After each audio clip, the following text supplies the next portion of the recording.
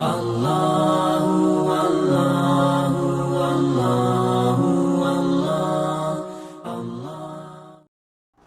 النبي صلى الله عليه وآله وسلم لا يؤمن أحدكم حتى أكون أحب إليه من والده وولده والناس أجمعين۔ حضور اکرم صلی اللہ علیہ وآلہ وسلم نے ارشاد فرمایا کہ تم میں سے ایمان والا کوئی ہو نہیں سکتا اس وقت تک یہاں تک کہ اس کو میں اس کے والدین سے، اس کی اولاد سے اور کائنات کے اندر جتنے انسان ہیں ان سے زیادہ محبوب نہ ہو جاؤں۔ کوئی انسان اللہ کے نبی صلی اللہ علیہ وآلہ وسلم سے زیادہ کسی کو محبت کر رہا ہے، کسی کو چاہ رہا ہے، تو یہ سمجھ لے کہ اس کا ایمان اندر سے غائب ہو گیا، وہ ایمان والا نہیں ہے۔ کیونکہ ایمان والے کی نشانی اور ایمان والا جو فرمایا ہے پیارے نبی کریم صلی اللہ علیہ وسلم کی ذات نے، وہ اسی کو فرمایا ہے کہ کائنات کے جتنے انسان ہیں، جتنے رشتے ہیں، خاندان کے جتنے رشتے ہیں، ان سب سے زیادہ پیارے نبی کریم صلی اللہ علیہ وسلم کی ذات اس کو محبوب نہ ہو جائے۔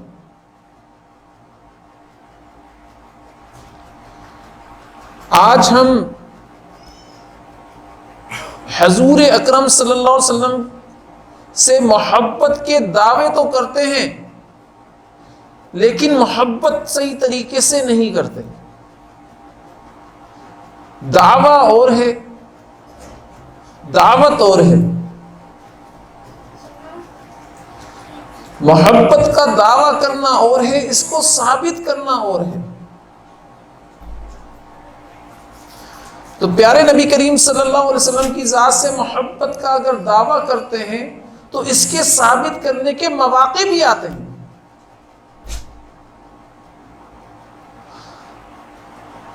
اور اس وقت پتہ چلتا ہے کہ ہم نبی کریم صلی اللہ علیہ وسلم کی ذات سے محبت کتنا کرتے ہیں۔ مثال کے طور پر کوئی میرے گھر کے اندر تقریب آئی، شادی بیاہ کی تقریب چل رہی ہو، اب میں نے حضور اکرم صلی اللہ علیہ وسلم کی ذات سے جو محبت کا دعویٰ کیا تھا اس کو ثابت کرنے کا وقت آ گیا۔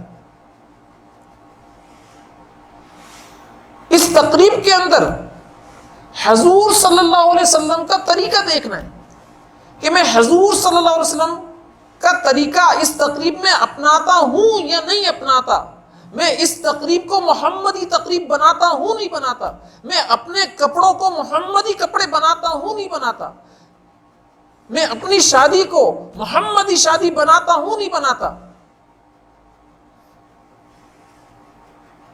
غرض کسی قسم کی بھی خوشی ہو، اس خوشی کو میں پیارے نبی کریم صلی اللہ علیہ وسلم کی سنتوں کے تابع کرتا ہوں یا نہیں کرتا، یہ مین مقصد ہے۔ تو آج میں اور آپ جب دیکھتے ہیں تو ہماری تقریبات حضور صلی اللہ علیہ وسلم کے تابع نہیں ہیں، بلکہ حضور صلی اللہ علیہ وسلم کے طریقوں سے ہٹی ہوئی ہیں، اور جتنا طریقہ ہم چھوڑ کر جانا چاہتے ہیں اتنا توڑتے ہیں، اتنا چھوڑتے ہیں۔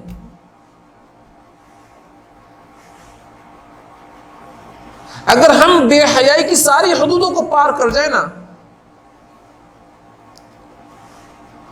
تو میرے خیال سے نبی کریم صلی اللہ علیہ وسلم کی ذات کی جھلک بھی مجھے یاد نہ ہے۔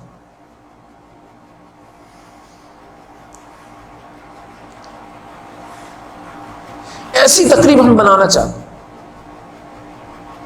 محبت کا دعویٰ حضور صلی اللہ علیہ وسلم کی ذات سے اور تقریبات غیروں کے طریقے کے اوپر، تو آپ بتائیں محبت ہم حضور صلی اللہ علیہ وسلم کی ذات سے کر رہے ہیں یا اغیار سے کر رہے ہیں، غیروں سے کر رہے ہیں؟ تو اس کا جواب اللہ تعالیٰ کی ذات ہمیں دیتے ہیں کہ نہیں، تمہیں پیارے نبی کریم صلی اللہ علیہ وسلم کی ذات سے محبت ہے ہی نہیں، ان کے طریقوں سے محبت ہے ہی نہیں، بلکہ تمہیں محبت اغیار سے ہے، غیروں سے، اسی لیے تمہارا حشر قیامت کے ساتھ غیروں کے اوپر ہوگا، غیروں کے ساتھ ہوگا۔ اگر یہودیوں والے طریقے سے تم زندگی گزار رہے ہو تو تمہارا حشر یہودیوں کے ساتھ ہوگا، تم ان کے ساتھ اٹھو گے، ان کے ساتھ کھڑے ہوگے، جب وہ جہنم کے اندر جا رہے ہوں گے تم بھی ان کے ساتھ جا رہے ہوگے۔ اگر تمہارا طریقہ عیسائیوں کے ساتھ ہے، آج عیسائی ہیپی کرسمس مناتے ہیں نا، نہیں مناتے، وہی طریقہ میرے اور آپ کی زندگی کے اندر بھی آ گیا۔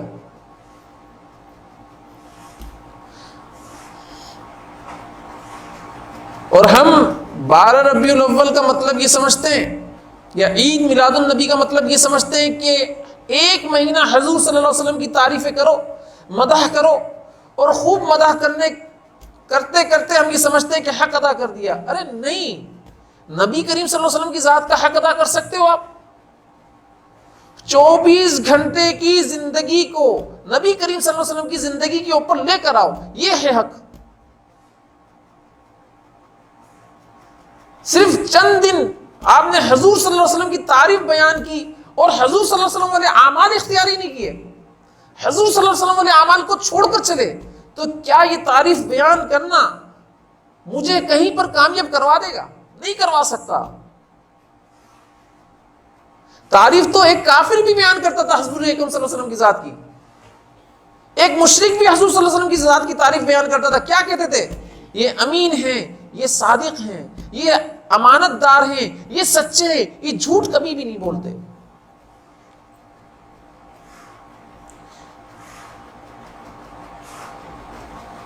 تو ایک کافر، ایک مشرک بھی تعریف کیا کرتا تھا۔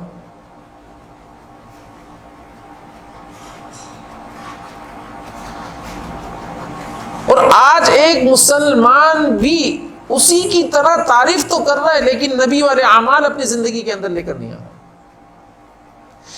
نبیوں کے طریقے کو، نبی کے طریقے کو لے کر نہیں آ رہا اپنی زندگی کے اندر، سنت کو اپنی زندگی کے اندر لے کر نہیں آ رہا، سنت سے ہٹا ہوا ہے۔ آپ کو ایک بات بتاؤں کہ حضور اکرم صلی اللہ علیہ وآلہ وسلم کی سب سے بڑی سنت کیا ہے؟ سب سے بڑی سنت،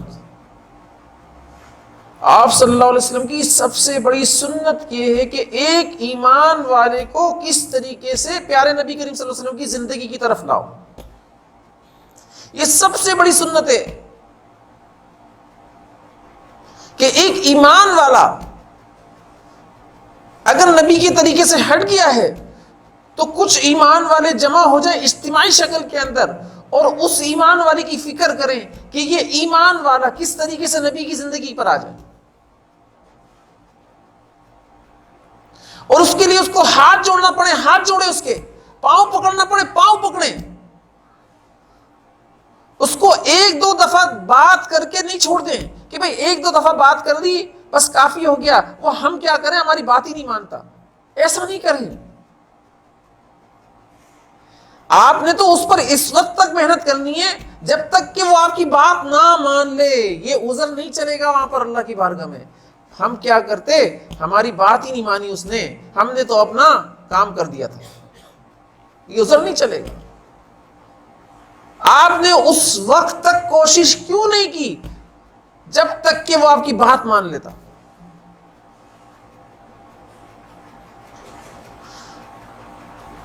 تو لہذا یہ جو سنت ہے نا، اس سنت کے لیے گھر کے اندر نہیں بیٹھیں گی خواتین، گھروں سے باہر نکلیں گی تب یہ جا کر سنت اثر کرے گی، اور گھر گھر جا کر بات کریں گی، گھر گھر جا کر بات کریں گی، گھر گھر جا کر نبی جی کے غم کو پھیلائیں گی، نبی جی کے غم کو سمجھائیں گی، نبی جی کے غم کے اندر تیار کریں گی کہ بھائی جس طریقے سے ہم اپنے گھروں سے نکلیں اسی طریقے سے آپ بھی اپنے گھروں سے نکلیں۔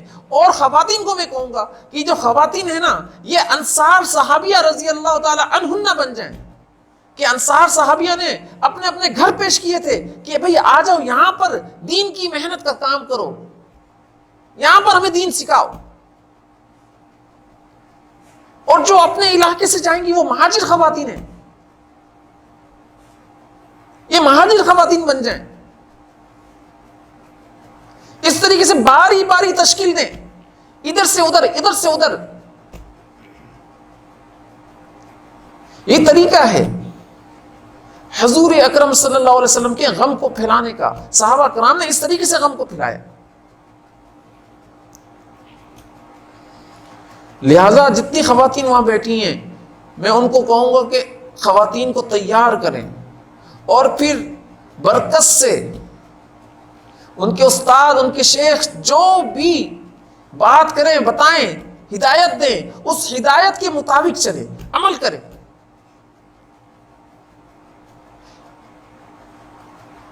ہدایت سے ہٹ کر چلنے میں ناکامی ہے، کامیاب ہو ہی نہیں سکتا بندہ. لہذا جو مشورہ مرکز سے ملے، یہ مرکزیت کا مشورہ ہوتا ہے، یہ مرکزیت کا حکم ہوتا ہے، تو مرکزیت کے حکم کو سمجھ کر آگے پھیل جائیں. پھر دیکھیں اللہ تعالیٰ اس کے اندر کیسی برکت رکھتے ہیں اور کیسا کام دیتے ہیں آپ سے. صحابہ کرام رضوان اللہ علیہ اجمعین نے اسی طریقے سے، اسی انداز میں دین کا کام کیا تھا.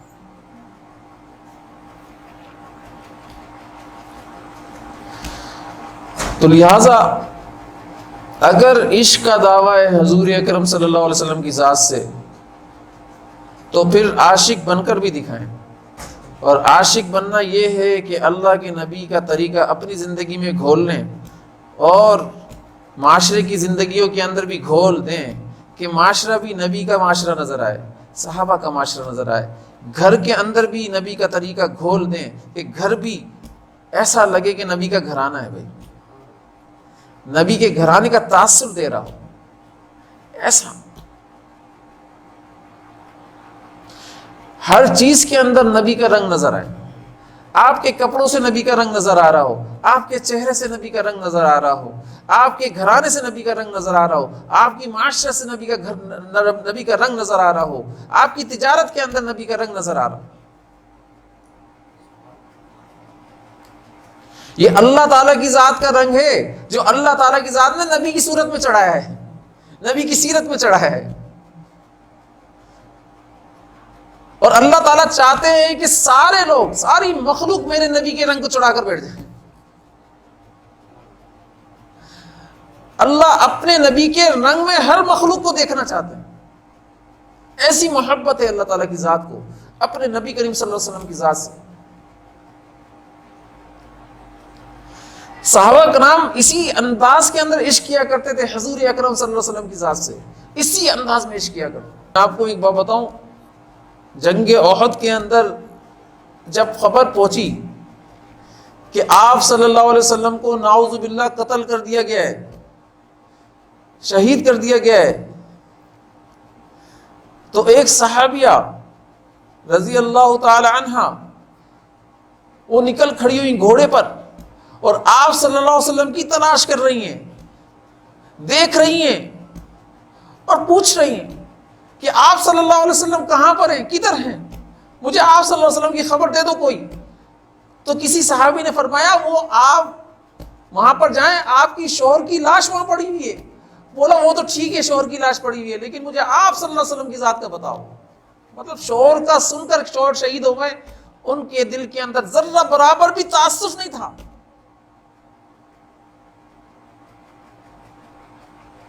ان کے اندر ایک بے چینی تھی، اضطرابی کیفیت تھی، تو یہ تھی کہ میرا پیارا نبی کریم صلی اللہ علیہ وسلم موجود ہے یا نہیں ہے، یہ بتاؤ مجھے. ایسا عشق تھا. تھوڑے سے آگے گئی تو کسی نے بتایا ارے حضور صلی اللہ علیہ وسلم کا تو آپ پوچھ رہی ہیں، آپ کا بھائی وہاں پر شہید ہوا ہے، اس کی لاش وہاں پڑی ہوئی ہے. فرمایا ان کو چھوڑو، مجھے آپ صلی اللہ علیہ وسلم کی ذات کا بتاؤ. پھر تھوڑا آگے گئی تو فرمایا آپ کا بیٹا وہاں پر شہید ہوا پڑا ہوا ہے. فرمایا ان کو بھی چھوڑو، مجھے آپ صلی اللہ علیہ وسلم کی ذات کا بتاؤ بھائی، وہ خیریت سے ہیں یا نہیں. پھر آگے گئی تو آپ صلی اللہ علیہ وسلم کی ذات نظر آئے اور آپ صلی اللہ علیہ وسلم کا ہلکا سا دامن پکڑ کر بیٹھ گئی اور فرمایا میری آنکھیں آپ صلی اللہ علیہ وسلم کی ذات کو دیکھ کر ٹھنڈی ہو گئی. کہ آپ صلی اللہ علیہ وسلم خیریت سے، مجھے کوئی غم نہیں۔ یہ صحابہ کرام رضوان اللہ علیہم جو ان کی خواتین ہوا کرتی تھی،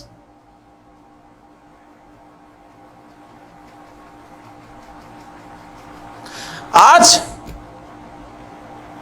میں اور آپ صلی اللہ علیہ وسلم کی سنتوں کو اتنا ہی چھوڑ رہے، اتنا ہی توڑ رہے ہیں، گھروں سے نکال کر پھاڑ رکھ دیا ہے، اور عشق کا دعویٰ کرتے ہیں صحابہ کرام جیسا۔ نہیں ہے نا ہمارے اندر وہ عشق، وہ محبت جو صحابہ کرام رضوان اللہ علیہم جو ان کے اندر ہوا کرتی تھی۔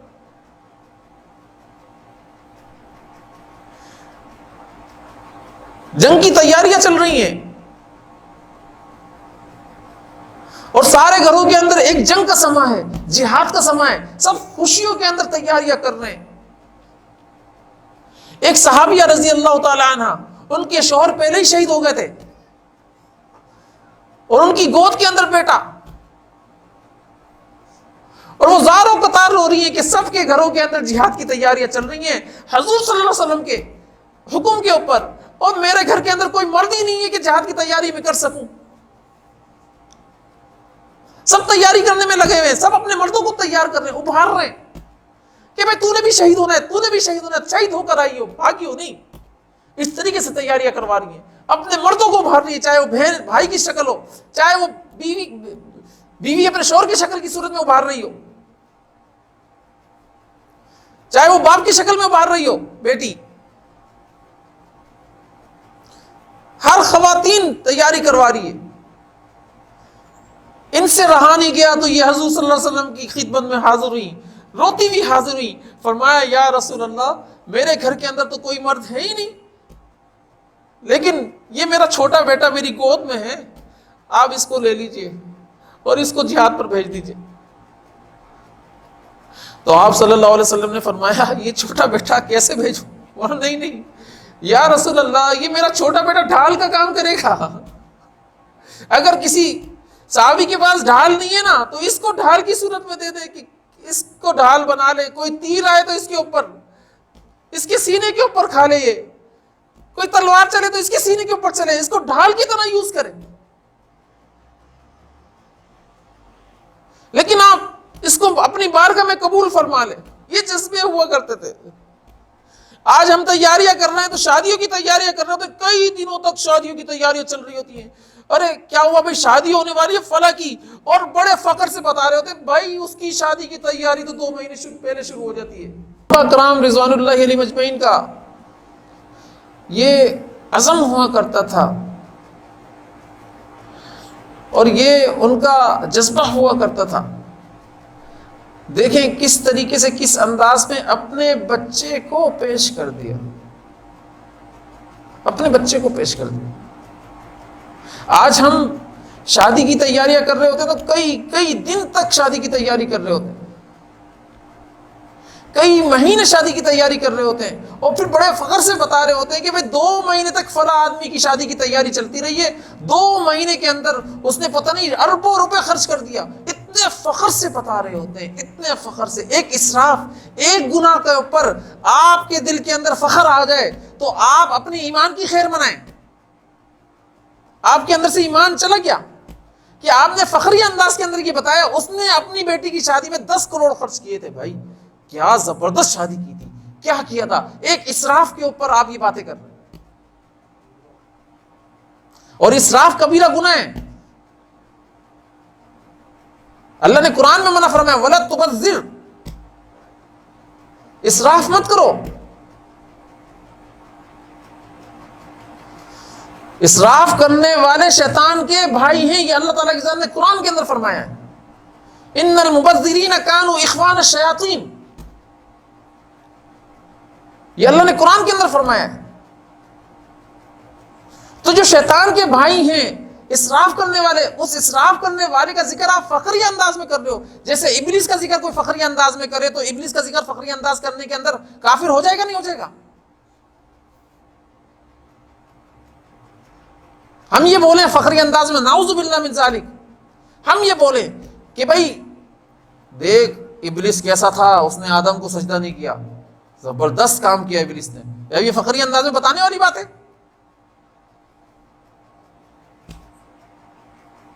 یہ بالکل ایسے ہی ہے کہ اسراف کرنے والے کے بارے میں ہم فخری انداز میں، بلکہ میرے دل کے اندر روب آ رہا ہوتا ہے، دبدبہ، عظمت بیٹھ رہی ہوتی ہے اس شخص کی، سامنے والے کی، یار عجیب آدمی ہے، شادی کے اندر تو اتنا زیادہ خرچہ کر دیا، کسی غریب کو دے دیتا، لیکن بولتے وقت اس کا روب دل کے اندر جا رہا ہے کہ بھائی مالدار ہے، بڑا بہت مال والا ہے، بہت مال والا ہے، تو اب اس کا روب جا رہا ہے نہیں جا رہا؟ جب مخلوق کا روب آپ دل کے اندر بٹھائیں گے، اللہ تعالیٰ کی، اس کا عذاب بتا رہا ہوں، اللہ تعالیٰ اپنا روب، اپنا دبدبہ آپ کے دل سے نکال لیں گے. یہ عذاب ہوتا ہے اس دل کے اوپر. اس لیے 2 مہینے تک شادی کی تیاری کا بتاتے رہیں گے، کرتے رہیں گے، 1 مہینہ تک، 2 مہینے تک. ابھی میرے پاس بہت سارے لوگ آتے ہیں، بولتے ہیں شادی کو 2 مہینے رہ گئے، ابھی تک تو کچھ تیاری نہیں کی ہم نے، کیا کریں؟ یہ بھی لینا ہے، وہ بھی لینا ہے، یہ بھی لینا ہے، یہ بھی کرنا ہے، وہ بھی کرنا ہے. ارے بھائی، اللہ تعالیٰ کی ذات کے اوپر یقین رکھو. اللہ تعالیٰ کی ذات نے ڈیٹ فکس کروائی ہے، شادی کروائی ہے، اللہ تعالیٰ کے حکم سے، تو یقین جانو کہ اللہ تعالیٰ اس شادی کو کامیابی کی حدودوں تک لے کر جائیں گے، اگر آپ کا یقین اللہ کی ذات پر ہوا تو. اور اسباب کو توڑ کر مسبب سے جوڑیں گے اللہ تعالیٰ آپ کو، مسبب کے ساتھ آپ جڑ جاؤ گے جب آپ کا یقین اللہ کی ذات کے اوپر ہوگا.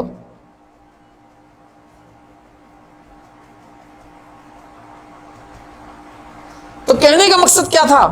میں یہ بتانا چاہ رہا تھا کہ ہم شادی کی تیاری کرتے ہیں، لیکن صحابہ کرام اپنے دور کے اندر جہاد کی تیاریاں کیا کرتے تھے، پہلے سے جہاد کی تیاریاں کیا کرتے تھے، اور جہاد کی تیاری کے لیے تیار کیا کرتے تھے کس طریقے سے ہم جڑ جائیں، ہمارا حصہ کیا ہو جائے، اپنے حصے پیش کیا کرتے تھے. وہ خواتین پیش کیا کرتی تھی، مردوں کا کیا حال ہوگا آپ بتائیں. ام فضل رضی اللہ تعالی عنہ، 10 بیٹے تھے، 10، اور 10 کے 10 بیٹے اللہ کے راستے کے اندر قربان کر دیے، اور فرمایا اگر میرے 100 بیٹے ہوتے تو 100 کو قربان کر دیتی، اور کسی میت کے اندر شامل نہیں ہوئی بیٹے کی، کسی میت کے اندر کسی بیٹے کو نہیں دیکھا. 10 کے 10 بیٹے کبھی کسی جگہ پر شہید ہوئے، کبھی کسی جگہ پر شہید ہوئے، ان کو اپنے بیٹے کی لاش دیکھنے کا بھی موقع نہیں ملا. یہ جذبے ہوا کرتے تھے ان کے.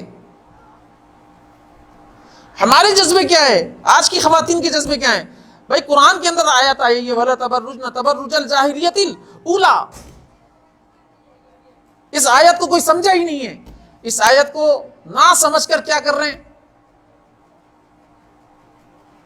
کہ وہ یہ سمجھتے ہیں کہ بھائی خواتین کو گھر سے باہر نکلنے کا منع کر دیا گیا ہے اس آیت کے تحت. ایسا نہیں ہے. آپ آیت کو غور سے پڑھو تو سمجھ میں آئے گا کہ کیا ہے مفہوم، آیت کا ترجمہ اور مفہوم سمجھ میں آ جائے گا. ارے اللہ تعالیٰ کی ذات قرآن کے اندر یہ فرما رہے ہیں کہ جو بناؤ سنگار جاہلیت کے دور کے اندر خواتین کیا کرتی تھی اور نکل جایا کرتی تھی بے پردہ، اس طریقے سے بناؤ سنگار کر کے بے پردہ مت نکلو. یہ آیت سمجھا رہی ہے. تو اس کا مطلب ہے آپ نے جاہلیت کا بناؤ سنگار نہیں کرنا، بے پردہ نہیں نکلنا. نکلنا ہے تو کس نیت کے ساتھ نکلنا ہے؟ آپ نے دین پھیلانے کے لیے نکلنا ہے، اللہ کے نبی صلی اللہ علیہ وسلم کے غم کو پھیلانے کے لیے نکلنا ہے، اور بناؤ سنگار کیے بغیر نکلنا ہے. جاہلیت کی طرح بناؤ سنگار نہیں کرنا.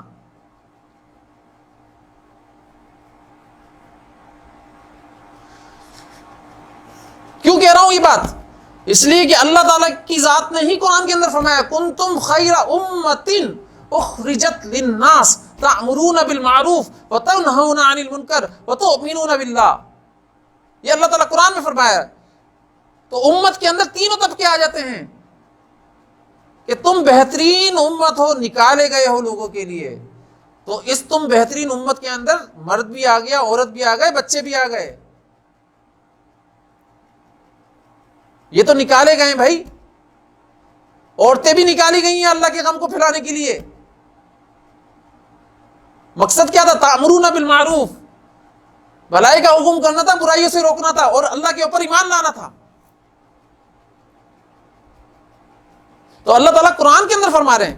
حضرت عمر بن خطاب رضی اللہ تعالیٰ عنہ فرماتے ہیں کہ اگر اللہ تعالیٰ کی ذات یہ کہہ دیتے انتم خیر امتن تو کافی تھا کہ تم بہترین امت ہو، لیکن اللہ تعالیٰ کی ذات نے یہ نہیں کہا، بلکہ یہ بتایا ہے کہ تم بہترین امت ہو تو امت کی یہ بہتری کیسے ہے تمہارے اندر، تم خیر والی امت کیسے ہوئی، وہ بتایا ہے کہ بھائی جب تک تم بھلائی کا حکم کرو گے، برائی سے روکو گے اور اللہ کی ذات کے اوپر ایمان رکھو گے تو بہترین امت کہلاؤ گے، اگر یہ تینوں کام نہیں کرو گے تو تمہارے اندر کوئی خیر نہیں ہے۔